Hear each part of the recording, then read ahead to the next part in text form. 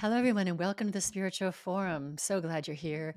I'm just going to do a short video on Lent because today's the first day of Lent, and I thought it would be good to try to make it meaningful and accessible to people, whether you're religious or not, no matter what your background is, if you're on the spiritual path. These are days that we can make important, meaningful. And so I wanted to talk a little bit about it and also share with you some ideas that I have. Lent is rooted in the Christian tradition, but I find that many people who are rooted in the Christian tradition don't even understand Lent themselves. So let me tell you a little bit about what I know. And I do remember when, as a child, seeing children in the hallway with some smudge on their forehead, and I knew it was Ash Wednesday, and I knew they were Catholic, and that's really all I knew. And I didn't really understand the origin of that. And what I found is that the smudge is to remind people that they come from dust and they return to dust. And I'm a unity minister, and that just doesn't resonate with me. I don't really want to critique any religious tradition, but the truth is that perhaps our bodies, our physical bodies, will not last an eternity and that they will return to dust. But this is a time for us to be really mindful of our spiritual path. And it's important to know that we come from light and we return to light. That light is really what we are made of and who we are. You are light. You are the light of the world, is what Jesus told us. The other thing that's interesting about Lent is it's a German word and it means springtime. And what is springtime? Springtime is the time when the days are getting longer and lighter. And so it really depicts a time of expansion and of lengthening. And so the 40 days of Lent are a time for us to expand ourselves spiritually and to grow. And of course, that's up for us all the time, but Lent just happens to be a time we can be particularly mindful of it.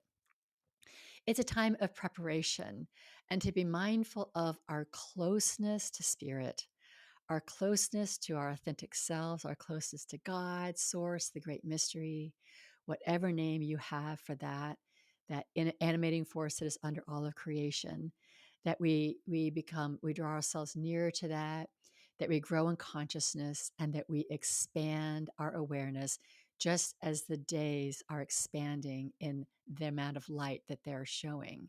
So that's some of the symbolism around Lent.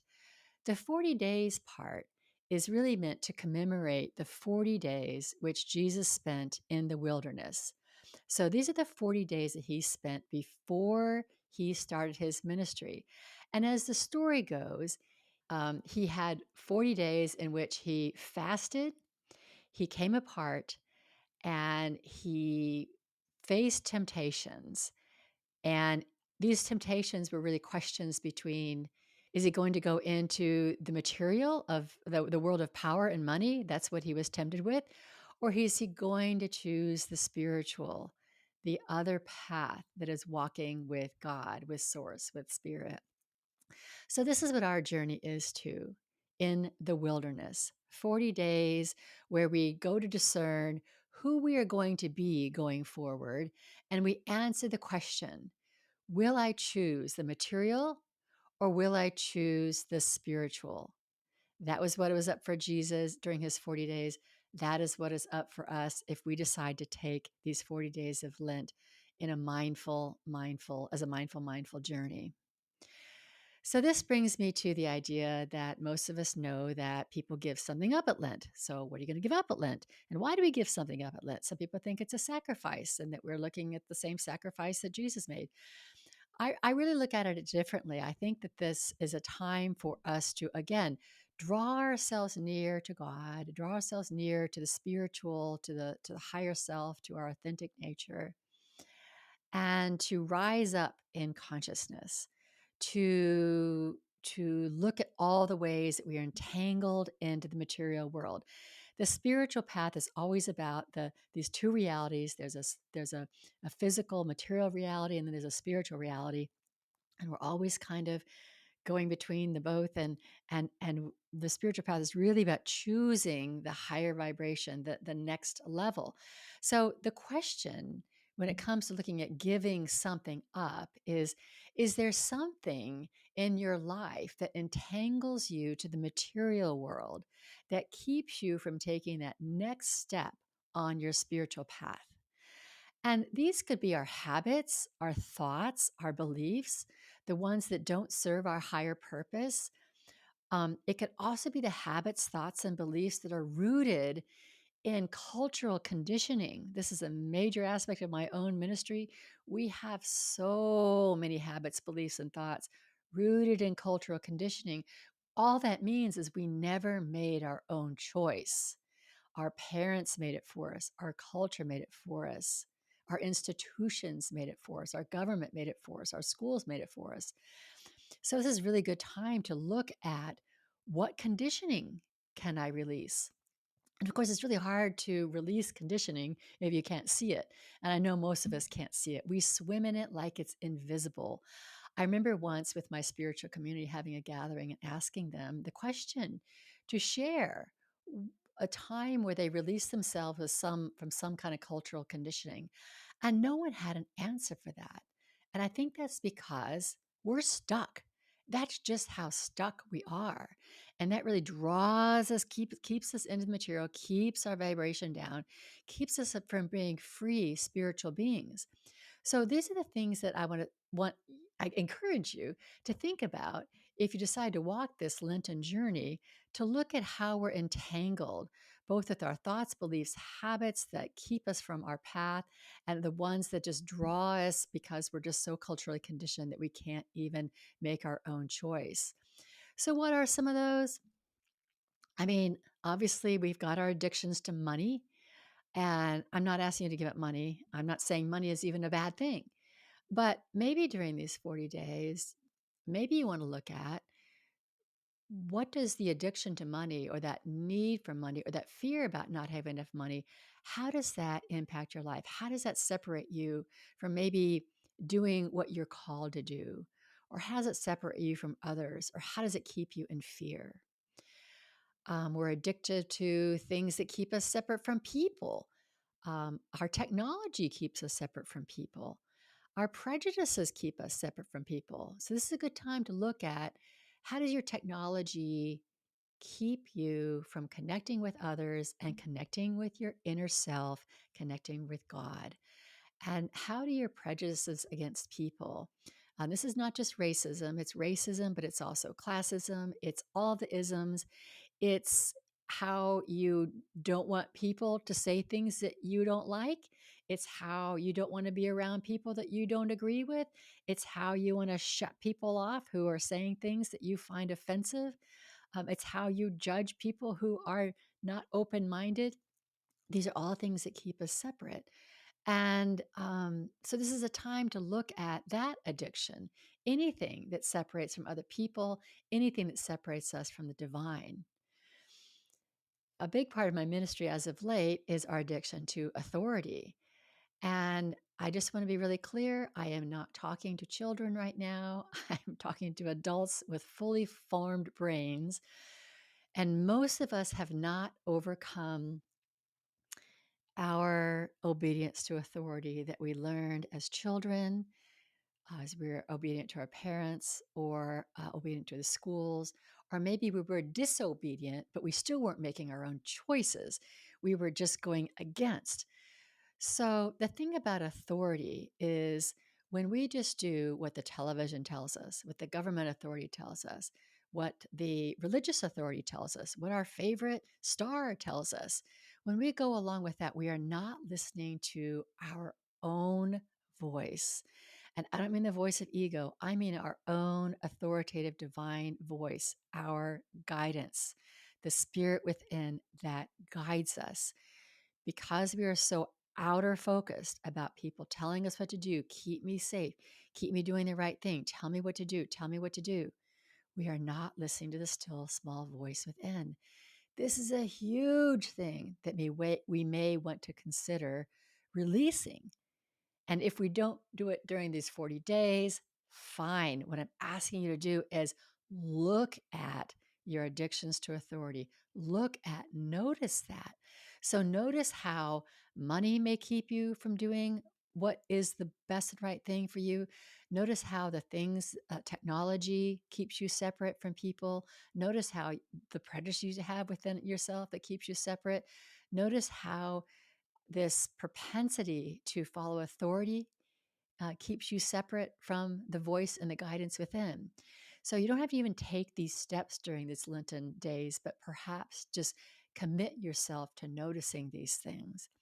And then the last thing can sometimes be the hardest, and that is our addiction to anything that requires us to harm another being. Anything that requires us to harm any other being, because you are the light of the world. I am the light of the world. All of us came into the world as light, and so did every other being on this planet, every other sentient being who has feelings and family and desires. They want to move and have their being and be with friends just like we do. So we are so conditioned to harm other beings and rationalize it. So I invite you to look at the animals in the world and how we use them for entertainment, for testing, for clothing, for food, and how we enslave them, all while we're expecting ourselves to be free from enslavement. And look at how that traps you into these lower densities, into the material world. And I'm just asking you to look at, I mean, I'd love for people to give up eating animals, but I don't think that's really realistic to do during 40 days. If you want to do it, great. But I think it's a good thing to do when you've made some um, plans and learn, the best way to gradually do that, not just go cold turkey, I'm done. I did that, but not everybody can do that. It's not the best thing for your health always. So, what I think is important during these 40 days of Lent is to notice, to be aware, to document, to journal, to write down. How is money keeping me from being my highest self? How is technology keeping me from others and from the divine? How are my thoughts about others keeping me separate and separate from the divine and separate from other people? How is my propensity to follow authority keeping me from the divine and from my higher self and from growing spiritually?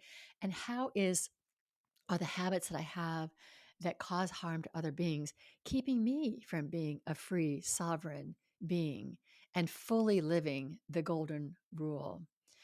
So I'm going to come back to the light motif because there's a lot of darkness in the world. I think we know that. But we're here as light. And the question is, am I bringing light? Am I bringing light to every encounter? Am I bringing light to everything I do, every step I take, every decision that I make? Am I bringing light? Or am I just adding to the darkness in this world? Because in Matthew chapter 5, verses 14 through 16, Jesus said, "You are the light of the world." And he said, "A city on the hill cannot be hidden. Neither do people light a lamp and put it under a bowl. Instead, they put it on a stand, and it gives light to everyone in the house in the same way. So let your light shine before all people." We are light. We cannot keep it hidden when we choose to be light.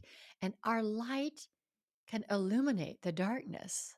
So, whatever you think out there in the world is darkness, you are the light to bring light to that darkness. And the darkness cannot overcome you, it cannot overcome light. Only light can light up the dark. So, for the next 40 days, I invite you to think about the ways that you choose the material and separation and being cut off from your own divine self over the spiritual. I invite you to think of those things during the next 40 days. And I want to close by just reminding you and asking you and giving you this affirmation to bring your light to every situation that you encounter today. So the affirmation is, I bring my light to every situation that I encounter today. If you decide to join me on this 40 days Lenten journey of drawing yourself closer to the divine, the divine within, the divine that inspires and guides us, and the divine that is the energy that is under all of creation, the light from the beginning, the one that doesn't end, the light that does not end, that is everlasting. If you decide to take these 40 days to be more mindful of that, I just bless your journey. I just know that it is inspired, it is guided, and it is on the way to Easter, which we celebrate, the resurrection of our spirit, the real raising up of our consciousness. So thank you very much for listening. And I hope you learned something from this. And I now close the spiritual forum.